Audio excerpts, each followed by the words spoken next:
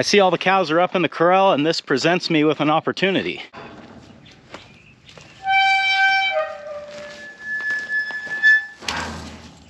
Somewhere in that group of cattle is the new calf that was born the other day, and he and I have a date because I need to get an ear tag in his ear and a castration band on him.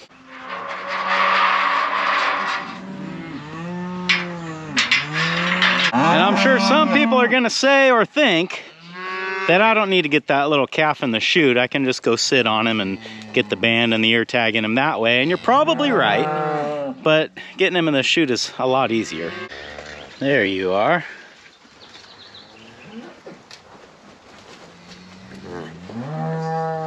So we're gonna take care of that, and then we're gonna take care of some other things. That's what's going on today on Farmer Tyler Ranch.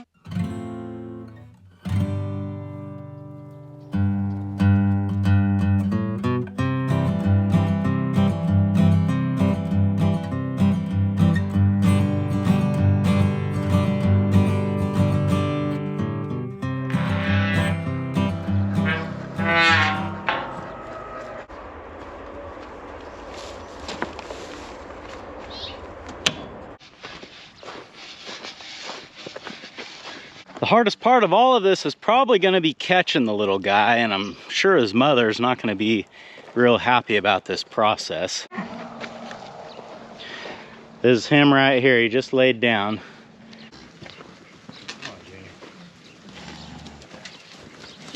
Him right here.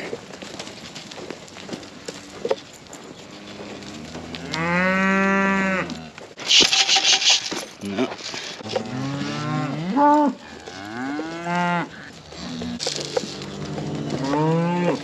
Boy.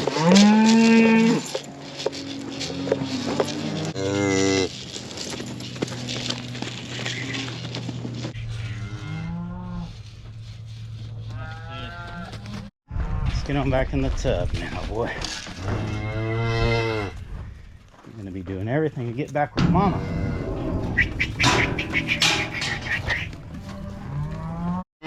I'll be done with him in a minute.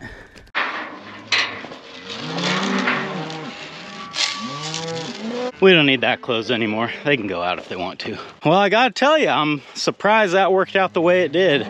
Usually a calf that young is pretty tough to navigate back in here. They just don't work the way that normal cows do. But we got him, so let's try to make it quick, get him back with his mother, because they're having a little separation anxiety right now.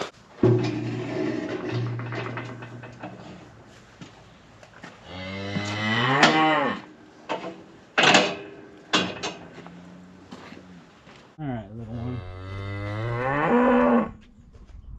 That way.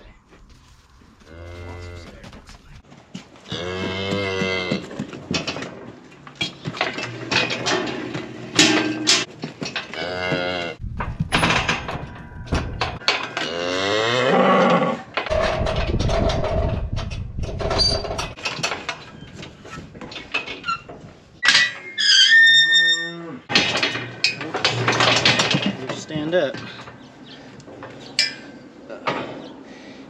There's not much to this. Oh, stand up.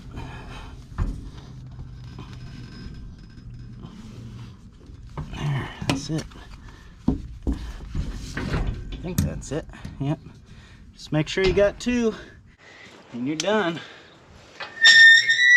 When you're putting a tag in an ear, you want to look for, I might have to use a head holder on him.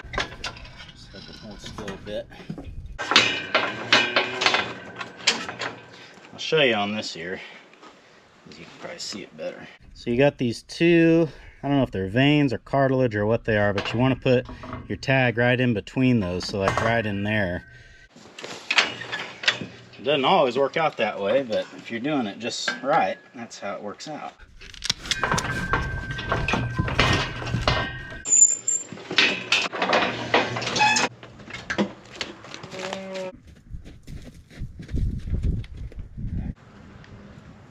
He'll go find Mama. I've had people tell me that I should use a calf table while I'm working on the calves, and I'll come right out and tell you, I wouldn't take a calf table if you gave it to me. For those that don't know, a calf table is basically like a miniature squeeze chute that once you get the calf caught in there, it turns on its side and basically lays the calf down on its side, kind of like it's laying on a table right in front of you. So you got to catch the calf in the chute, get it flipped up on its side, then you got to tie its legs back so they're out of the way, and then you can finally get the band on there. But the problem now is that gravity's not on your side, so if the calf is sucking them up in there, they're a lot harder to get at. I'm speaking from experience here. I actually have tried it both ways, and I just thought the calf table was a lot of extra work, took a lot longer, and it just was not better.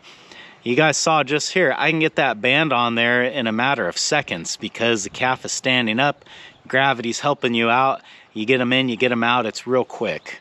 In the last video, I updated you guys about this group of cattle here, but a lot of people were asking questions about some of the other calves out in the herd, so rather than just tell you what's going on with them, I figured we could walk out there and I'll show you. I think the calf that I got questions about the most, and understandably so, is the blind calf, little heifer calf number 2. She ended up getting pink eye in both eyes, which left her with maybe all of her vision loss, or I mean definitely enough to make it a little bit tough for her to get around. We've had calves go blind from pink eye before, and it's certainly not an outcome that you want, but it does happen. And people often ask if they get their sight back or if any sight comes back, and I think that it does. It's kind of impossible to say with absolute certainty because we can't exactly ask them, but the way that they act and the way that they get around suggests that they get at least enough sight back to, you know, function normally. This is her right here. She is definitely healing up and heading the right way. I can see that the white spots on her eyes are getting really small, and that is exactly what they do when they're healing.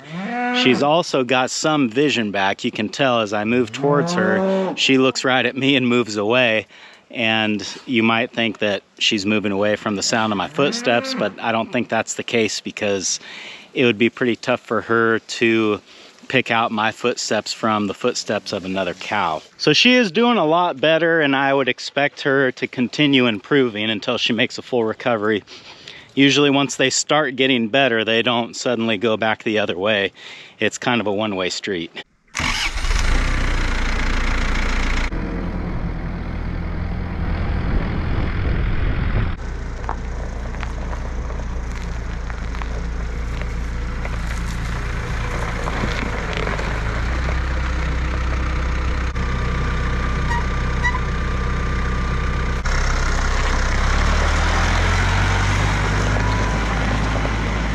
I know some people are getting tired of watching me move bales around, but bear with me. I've got something new to tell you this time. I pretty much got all of the small 4-foot round bales moved home. I think there's like 5 more in the field still, but I mean, we basically got them. So now I'm down to the 25 6-foot round bales. These weigh about 1,000 pounds. You can see I've got 6 of them here on the trailer, so that means there are 19 left in the field. My original plan was to sell 20 of the big ones and keep 5 as kind of a backup, but the hay market is not really good this year, and 20 bales isn't going to really bring me that much money.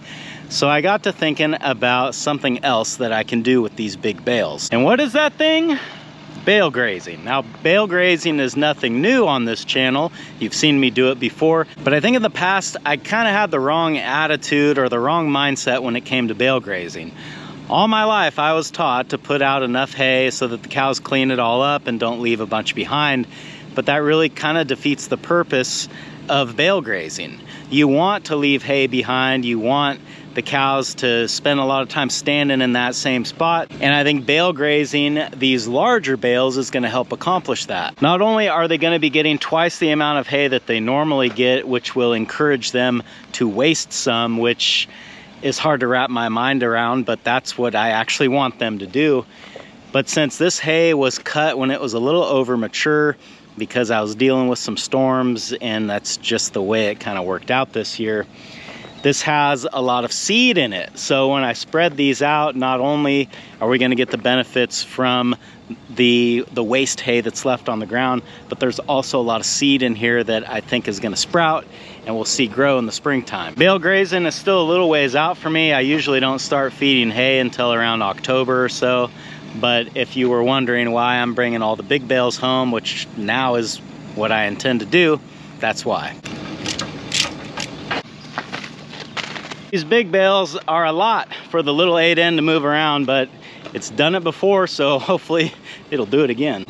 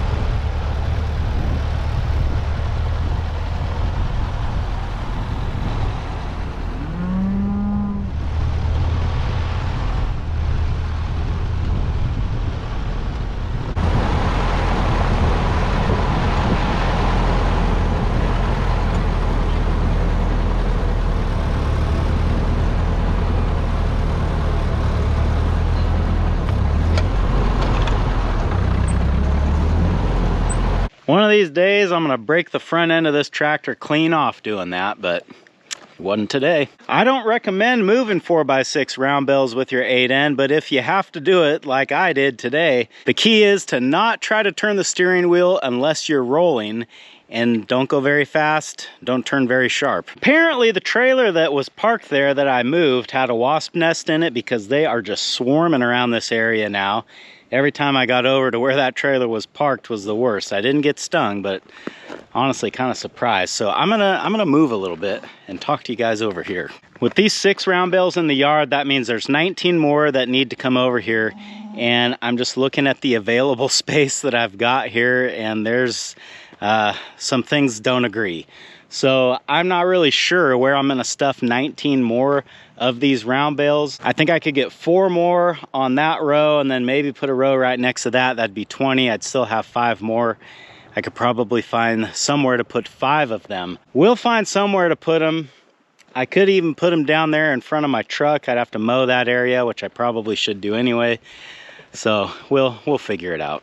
I'm down here at the bullpen now with my pirate cows. Everybody here's got an eye patch now.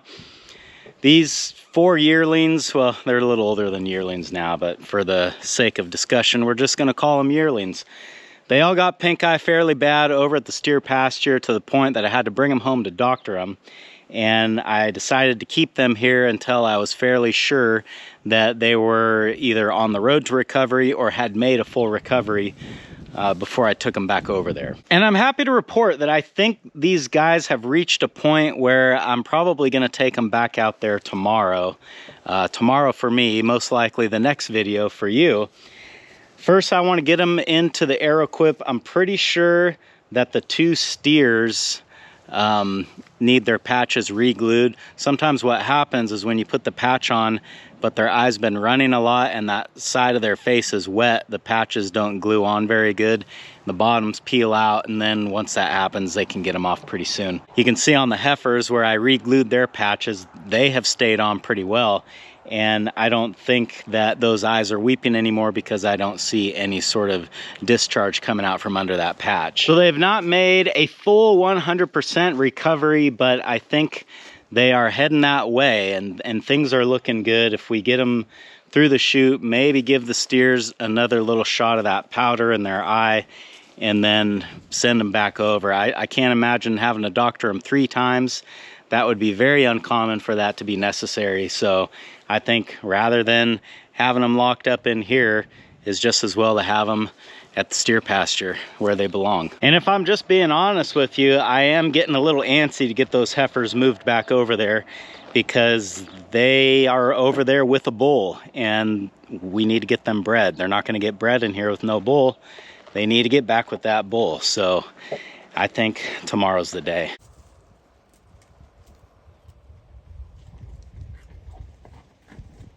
Boy, and speaking of bulls, Rivet is making a dust storm over here. What is the deal? Oh, little boy's involved as well.